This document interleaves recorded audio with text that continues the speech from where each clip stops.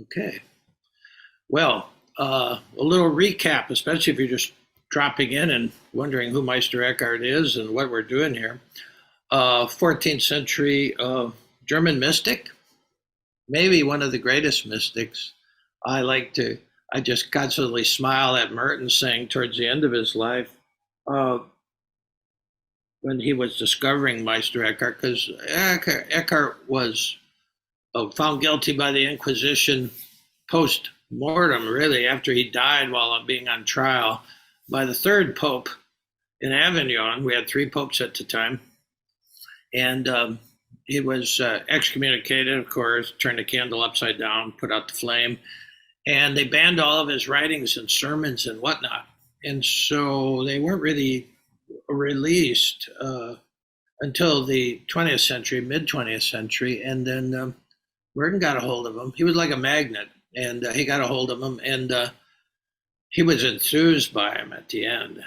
And as he went off to, just before he went off to Asia, where he was going to die unexpectedly, he said, and he had been studying Zen Buddhism for probably 20 years, one of the first Catholics in the West to be looking into this.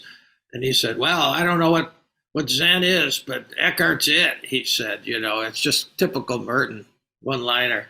And so he thought, well, in to this day, probably more Zen practitioners know about Meister Eckhart than maybe Christians. So anyway, we're taking a deep dive into him because I think there's a lot to learn. And he lays out a kind of, I would say it's like a a 4-season eternal spiral, pathless path, if you want to call it something else. It's like he gives us these 4 seasons of life that are eternally spiraling.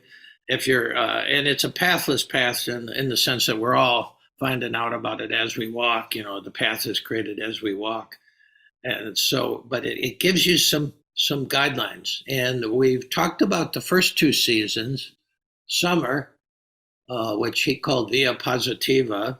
He was writing this. It wasn't a sermon, it was his writing, so he wrote in Latin, gave sermons in German, which the Vatican didn't like.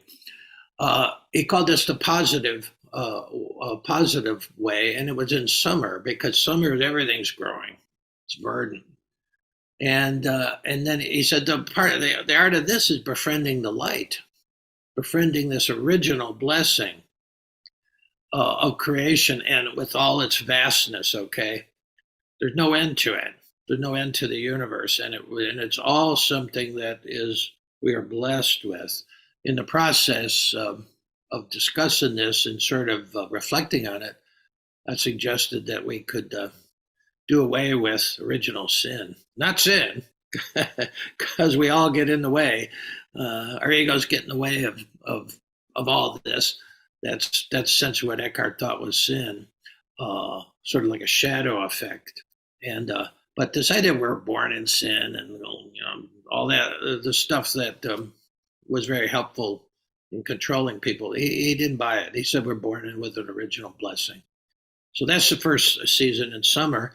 And then after summer is fall, which we did last week, which is, he called it the Via Negativa. And the art there is befriending darkness. Fall, everything appears to die. Trees lose their leaves. We lose our friends and relatives and relationships and jobs and sanity. Lose our government. Lose our way of life. This is the Via Negativa is befriending loss, befriending the darkness. I had more trouble in the beginning of my life as a young Catholic, want to be a priest, in befriending the light and joy and pleasure and happiness and delight. He talks about a lot about delight, living in delight, and there wasn't much of that in my early years. I was trained to befriend pain and suffering, and pleasure was no. So it's very interesting. It was really helpful for me to see Eckhart put in that first. And so in fall, it's the darkness, things fall apart. But to befriend that, which it really explains the Buddhist insight. When the Buddhist Our Father, at least the Zen Buddhist Our Father, is called the Heart Sutra. Buddha supposedly gave 84,000 teachings. Buddha taught for 40 years before he graduated, which is in real contrast to Jesus, who maybe taught a year and a half. Buddha was cool, under the radar. Although his cousin tried to poison him a couple of times because he was jealous, he evaded that, and he sort of kept a low profile. Didn't get involved in. It was a quiet revolution. Jesus was not quiet. He was in the streets, overturning the money changers' tables. He was hot, and so he probably lasted about a year and a half. But Buddha, so he taught 84,000 sutras. The Buddhist literature, would go, I could stack it from the floor here all the way up to the ceiling, and we have a very high ceiling, maybe then some. Then we have the New Testament. Jesus was a poet. It was hot, it was intense, and he didn't waste a lot of words, but still powerful, powerful. But in the end, and so I was playing you. By the way, in the intro music, we're in Aram, there was Aramaic song with instruments from the time of Jesus, and it was four of the eight Beatitudes. Blessed are the poor in spirit. Blessed are those who mourn. Blessed are those who hunger and thirst for justice' sake. And then blessed are the peacemakers. Yes, those were the four that you were hearing. It was Aramaic, which was the Jewish dialect that Jesus would have spoken at that time. Yeah. And we'll go to the screensaver again for those of you who maybe came in later, didn't see much of it, and we'll in a bit. But so befriending the light, befriending the darkness. The Heart Sutra ends with these cryptic lines. It goes all the way through. It's trying to boil down 8,400 sutras or teachings into one. And they, in a Zen monastery, they'll repeat it 3 times a day, just like at Gethsemane down the road. They will chant the Our Father 3 times a day, which is supposedly like the condensed version of what Jesus taught. Well, the Heart Sutra ends like this. They're hitting a wooden block. Gate, gate, para, gate, parasam, gate, bodhisvaha. It's in Sanskrit, which was the religious language of the time in the Hindu religion, even though Buddhism was a new movement. Gate, gate, para, gate, parasam, gate, bodhisvaha. Fall apart, everything falls apart. The whole shebang falls apart. Hallelujah. It was really hard to understand when I first said it. It seemed sort of, it was that misunderstanding we had about Buddhism in the 50s, when it started coming in, that this was some kind, they talked about emptiness. Oh shit. Well, I don't know. And then fall apart, everything falls apart. The whole shebang falls apart. Hallelujah. Well, it was hard to make sense of that. Well, Eckhart could make sense of it, because the third season that we're going in today is that summer, fall. This is winter, and he called it the via creativa, the way of creativity. Okay, and it's winter now or here, and I'm surrounded by thousands of acres of trees, and they're all bare, and it's real quiet, and nothing seems to be happening. That's a kind of period that always follows the falling apart, follows the deep darkness. You notice it gets darker, the darkest day in the winter, but then now we're on the upsurge. There's more light every day. And so this is this point of darkness. Can you befriend emptiness? So can you befriend light? Can you befriend darkness? Can you befriend emptiness? And this emptiness is the emptiness of the womb. These are images that Eckhart used that got him in trouble, because he saw Christianity not as an ascendancy to some other place and some other, great being that's waiting at the pearly gates, maybe St. Peter, maybe God, Mary, all those guys. You don't go up there, you go down. You go down into the body, down into the earth. And this emptiness is sort of like the womb.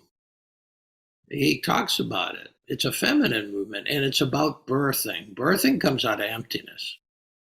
And so this creativity is a kind of birthing. And it's about being human. The way to the divine is through the human being. St. Irenaeus, the second century bishop, quote unquote, they were all living underground, really, because the Roman Empire was trying to kill all the Christians. But Irenaeus said God became human so that humans would become divine. So it's through our humanness that we become, that we can find divine. It's through going through the body and down to the ground. Yeah, that was a very different, still is different. Most spirituality is ascendancy rather than descendancy, you see.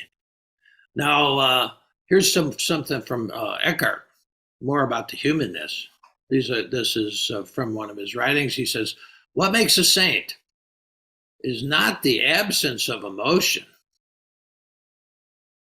but not being moved from God by the power of feelings, either joy or woe. Yeah, listen to that again. What makes a saint is not the absence of emotion, but not being moved from God by the power of feelings, either joy or woe. In other words, like, you know the shortest line in the New Testament? Do you know what it is? 2 words. Jesus wept. He shows up at Bethany. They had sent for him. He shows up, and his best friend, maybe, in that community, and Martha and Mary, and Martha comes up to him, Mary comes up to him, they say, we called for you too late. Lazarus died. Your best friend died. And Jesus wept. I don't know. I never know all Buddhist literature, but I never saw Buddha wept. He doesn't weep. He doesn't seem like that kind of guy. And that appealed to me at first when I started Buddhism and I'm sure he did, but it's not the image we get. We get the image of no matter what happens, you're calm and unmovable. Well, that's the immovability that Eckhart's talking about on the inside. He said, no matter what comes, joy or woe, you don't lose your connection to your deepest self, to God. Buddha would call it the Buddha nature. But Jesus was very human, and Jesus wept. And then he went and not only healed the situation, he raised Lazarus from the dead. So we're emotional beings. That's okay. But can you feel all the emotions, including the emotion of emptiness, which is a real tricky feeling? It's after a lot of emotions, and then all of a sudden there's an emptiness. Well, that's meant to be filled. And it is necessary to be filled with something new, you see. I watch Al Jazeera News almost every day just to see what's really happening in Gaza, because you don't see much of that. And I'm just somehow really called to stay aware of that, as hard as it is. And I saw more than one scene where they were carrying people dead and whatever. And one scene that sticks in my mind is this woman. She was just grabbing her head and she was just screaming out, Allahu Akbar, Allahu Akbar, Allahu Akbar, which really means God is great. She was just trying to hold on to that center, which to me was maybe all you can do at that point, because she had already cried and was ripping her clothes and all that. But Allahu Akbar, yeah. Now I want to go back to the screensaver because we know that hurt people hurt people. We know that. Hamas came in and hurt a bunch of Israelis, killed a bunch, hurt others, and then the standard thing that most humans do is, well, all right, we'll go hurt those people. We'll hurt them a bunch more. I mean, we know that. Hurt people, but sometimes human beings, really the ones to learn from, they choose a different path. You can, when you get hurt, you can go down this path, which is hurt somebody else back eventually, right away or eventually. We will hurt you back at a time and place of our choosing. That kind of nonsense, which most people do. Or you can go the other thing, which is a path of just you're going to heal. You're going to heal your own hurt first, and then go on to help others. So many people in Gaza, when you listen to reports, guys were mathematicians, guys were doctors, they're working at, there were engineers, and they're out there carrying people on handmade stretchers into hospitals that really don't have anything. It's they're healing. We're trying to help with the healing. Now, in case you missed it, I want to try to put up, if the technological gods are with me, uh, the screensaver I had at the beginning. Let's see, fingers crossed. Wow, yeah, it actually worked. This is Amal Abu Al Sabah, who's she was a 26. She is a 20. Hopefully, she still is a 26-year-old um, uh, Gazan, and this is her. She's talk about using the emptiness.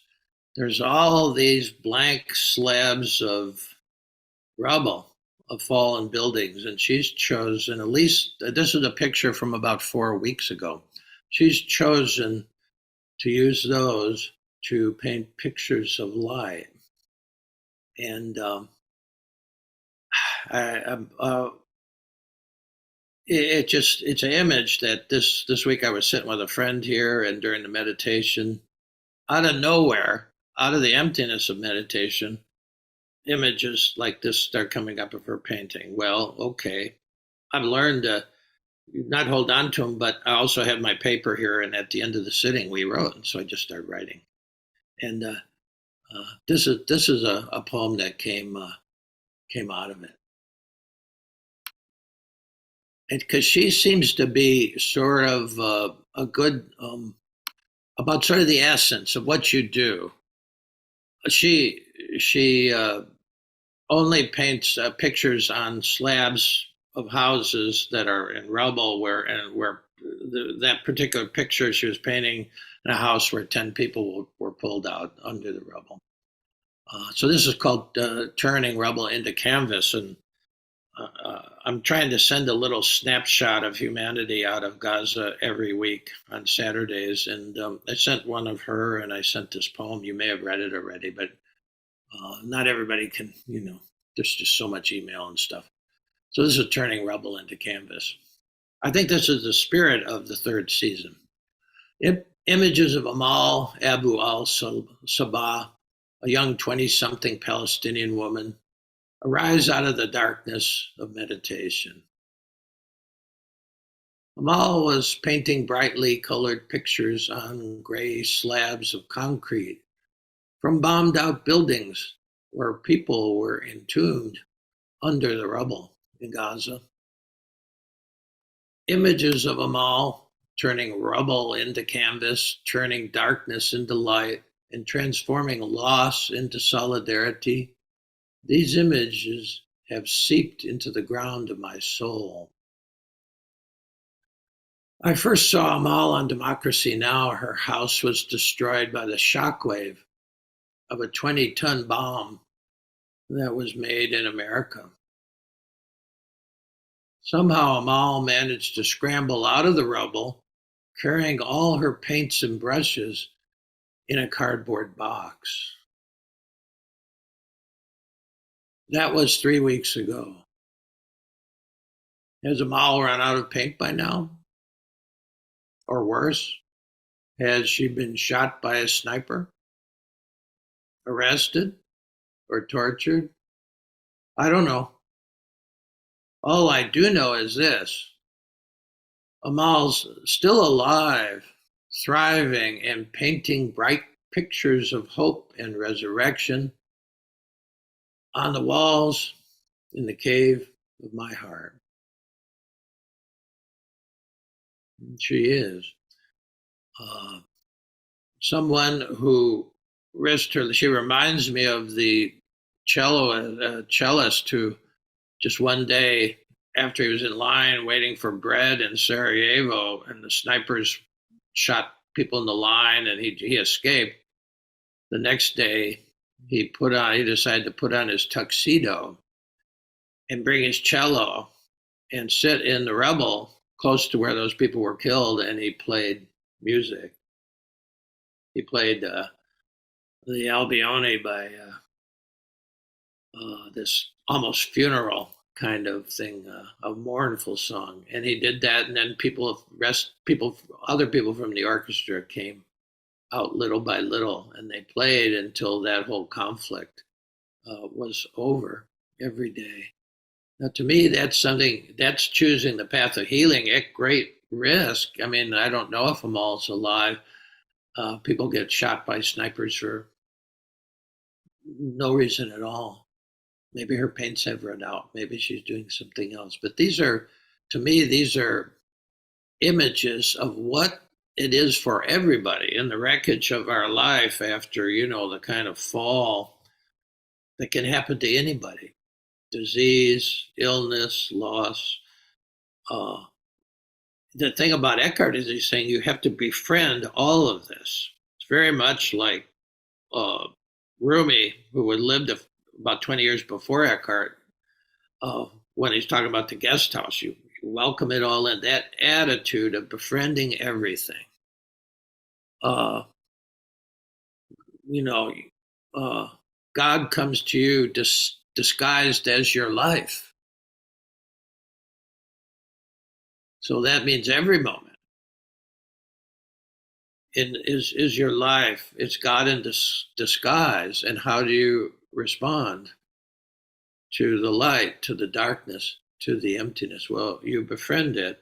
And especially if you can do that, if you can go through this sequence, befriending it all along after the darkness, and out of the winter that comes from that and the emptiness can come something, you can create something new.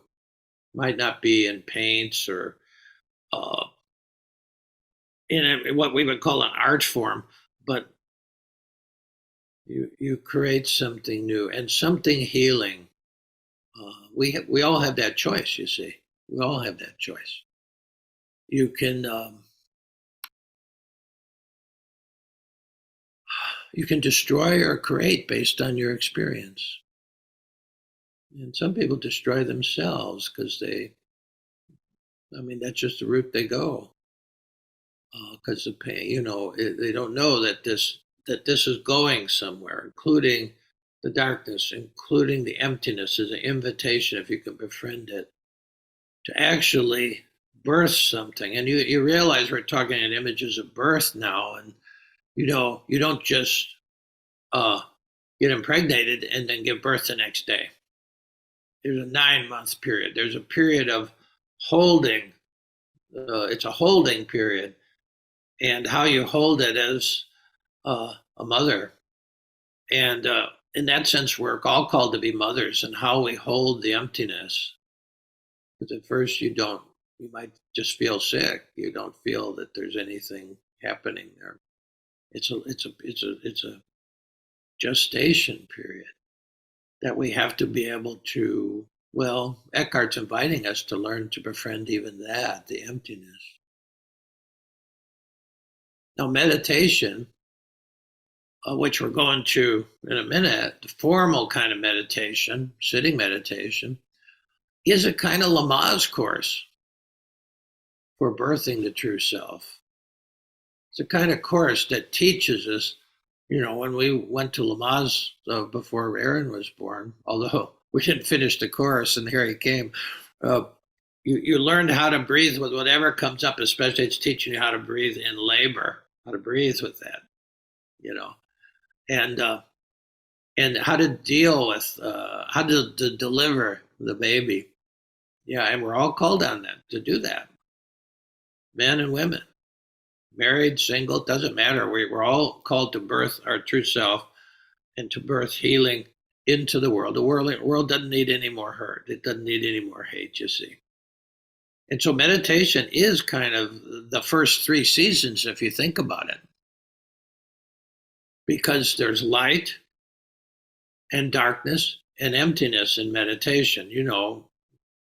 I'll start with just a little spoken, uh, I call it an entrance meditation, to just sort of, it's like putting a weight belt on when you're a scuba diver and you're going to dive and go down into the ocean. Uh, Leave the light and it go into a darker environment. Well, you put a weight belt on, something to help you sink, because it's hard to break the surface of normal reality. You know? So I'll give you a little entrance meditation with some light in it, and then your eyes are shut. You're going into the darkness. You're going into the emptiness. If you let go of the thinking and the planning and the doing for this time, then what's left is you're sinking deeper into the emptiness, and it's a sort of like practice, like a Lamaze course. So anyway, that's something to reflect on, and I think that's enough for the talk.